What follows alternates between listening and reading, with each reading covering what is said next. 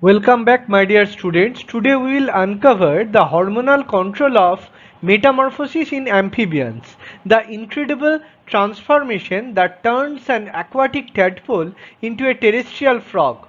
Firstly, we will explore how thyroid hormones, that is T3 and T4, acts as master regulators, orchestrating the loss of gills, growth of limbs and development of the lungs in amphibians. Along the way, we will also understand the fascinating phenomena like Neoteny and Progenesis or Pedogenesis, where some amphibians reach sexual maturity while retaining their larval characteristics. By the end of this class, you will appreciate how delicate hormonal balance shapes the life cycle and evolution of these remarkable vertebrates. We should introduce that metamorphosis in amphibians is mainly controlled by the thyroid hormones, that is T4 thyroxine and T3, that is triiodothyronine.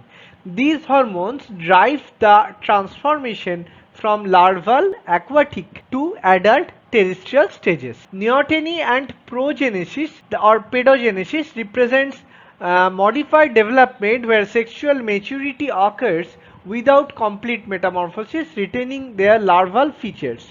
Classic examples include axolotl, that is Ambystoma mexicanum, and mudpuppy, that is Naturus maculosus. Three stages of metamorphosis are pre-metamorphosis. The characters include early growth stage after hatching, low thyroid hormone levels, and tadpole remains aquatic with external gills. In this stage, hind limb birds start its development.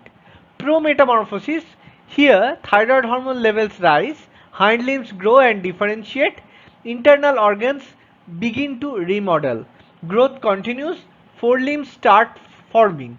Metamorphic climax, in this stage peak thyroid activity, major transformations occur, tail and gills reabsorbed, forelimbs emerge, lungs and adult digestive system develop, and finally tadpole changes into a young frog or toad.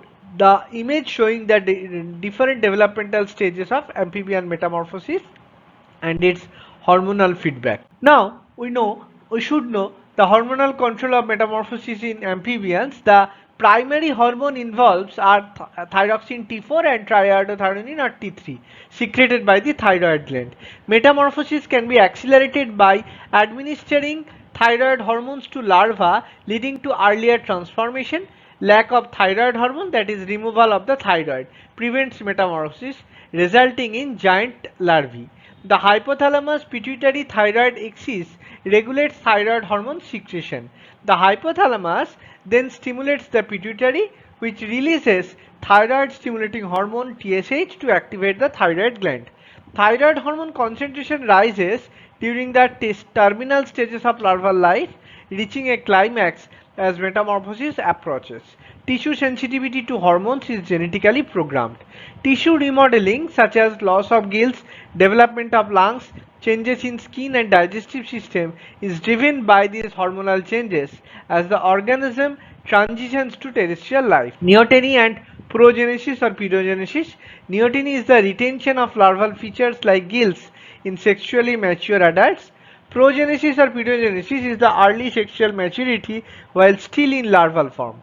Relationship, neoteny is a special type of progenesis.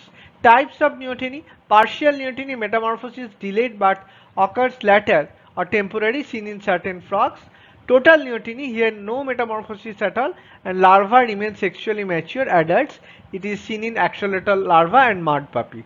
Reversibility, neotenic forms can metamorphose, even give thyroxine, or if environmental conditions change, for example drying habitat. Here the figure is showing the amphibian metamorphosis. Heterochrony. Heterochrony is the term refers to a change in timing or rate of developmental events during evolution. Two main types of heterochrony are pedomorphosis or paramorphosis. In case of pedomorphosis, adults retain juvenile features of ancestors, and paramorphosis, here adult traits are X-aggregated or extended, plays an important role in evolutionary adaptation and diversity. Biological and ecological significance. Adaptive advantage. Neoteny allows survival in stable aquatic habitats where terrestrial transition is not beneficial. Obligate neoteny, here species never metamorphose even under hormonal influence, found in Amphibians, Serenidae, Cryptobranchidae, Protidae, etc. Inducible neoteny metamorphosis can be triggered experimentally, seen in Ambistomidae. Facultative neoteny depends on environment. Larvae may transform under favorable conditions.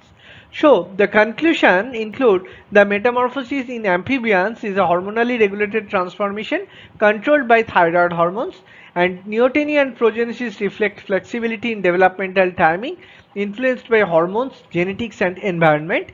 These processes highlight how amphibians adapt to diverse ecological niche through evolutionary and endocrine mechanisms. This is the table showing the various aspects of hormonal control of metamorphosis in amphibians, their descriptions and examples. So my dear students, today we have already discovered how thyroid hormones like T3 and T4 acts as the key regulator of amphibian metamorphosis, guiding the remarkable journey from tadpole to adult frog. We learned how hormonal signals reshape the body, drive the loss of larval traits, and prepare the organism for life on land. We also explored neoteny and progenesis or pedogenesis, fascinating examples of how nature can pause or alter metamorphosis, allowing some species to stay youthful yet reproductively active. These processes beautifully illustrate how endocrine control and environmental cues work together to shape amphibian diversity and evolution. Thank you for watching. Keep exploring, stay inspired, and I will see you in the next class.